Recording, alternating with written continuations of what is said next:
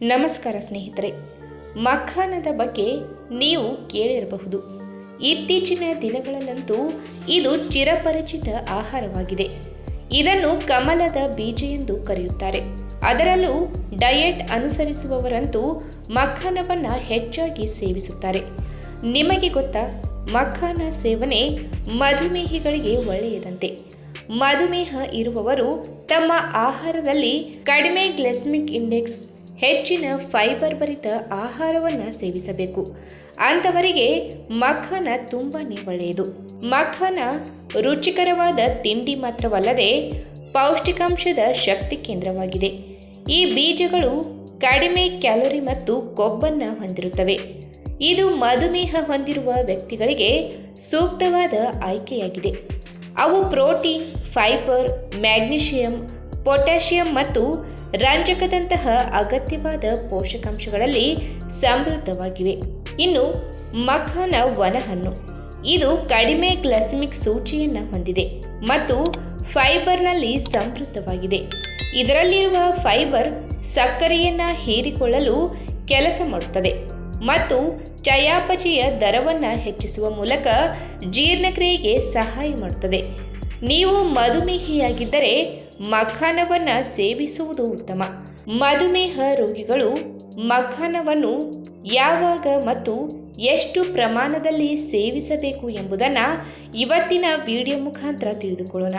ಅದಕ್ಕೂ ಮುನ್ನ ನೀವಿನ್ನೂ ನಮ್ಮ ಚಾನಲ್ಗೆ ಸಬ್ಸ್ಕ್ರೈಬ್ ಆಗಿಲ್ಲ ಅಂದರೆ ಪ್ಲೀಸ್ ಸಬ್ಸ್ಕ್ರೈಬ್ ಮಾಡ್ಕೊಳ್ಳಿ. ಹಾಗೆ ಪಕ್ಕದಲ್ಲೇ ಇರುವಂತಹ ಬೆಲ್ ಐಕನ್ನ ಕ್ಲಿಕ್ ಮಾಡಿ.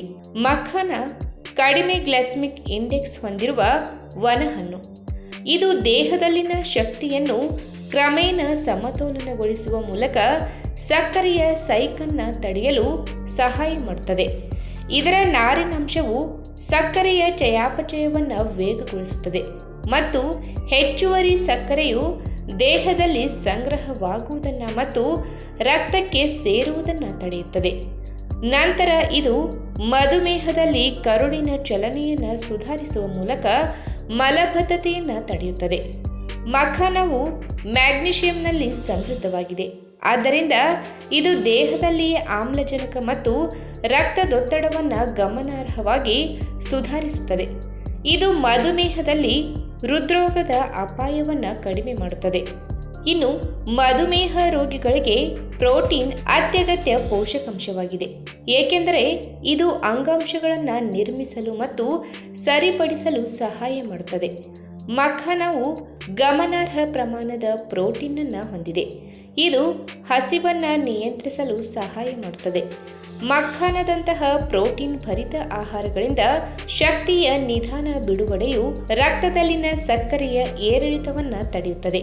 ಇನ್ನು ಮಧುಮೇಹದಲ್ಲಿ ನೀವು ಮಖಾನವನ್ನು ಹಲವು ವಿಧಗಳಲ್ಲಿ ತಿನ್ನಬಹುದು. ಬೆಳಗಿನ ಉಪಹಾರದ ಸಮಯದಲ್ಲಿ ಅದನ್ನು ಹಾಲಿನಲ್ಲಿ ನೆನೆಸಿ ಅರ್ಧ ಗಂಟೆಯ ನಂತರ ತಿನ್ನುವುದು ಆರೋಗ್ಯಕರ ವಿಧಾನವಾಗಿದೆ.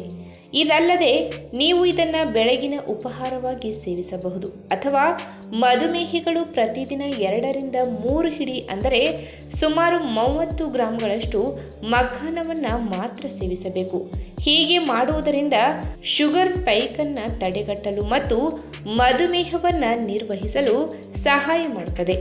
ಇದರ ಸೇವನೆಯು ಮಧುಮೇಹಿಗಳಲ್ಲಿ ಸಕ್ಕರೆಯನ್ನು ನಿಯಂತ್ರಿಸಲು ಸಹಾಯ ಮಾಡುತ್ತದೆ.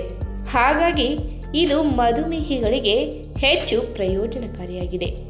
ಈ ವಿಡಿಯೋ ನಿಮಗೆ ಇಷ್ಟವಾದಲ್ಲಿ ತಪ್ಪದೇ ಲೈಕ್ ಮಾಡಿ, ಶೇರ್ ಮಾಡಿ, ಹಾಗೆ ನಿಮ್ಮ ಅನಿಸಿಕೆನ ಕಮೆಂಟ್ ಮೂಲಕ ತಿಳಿಸಿ.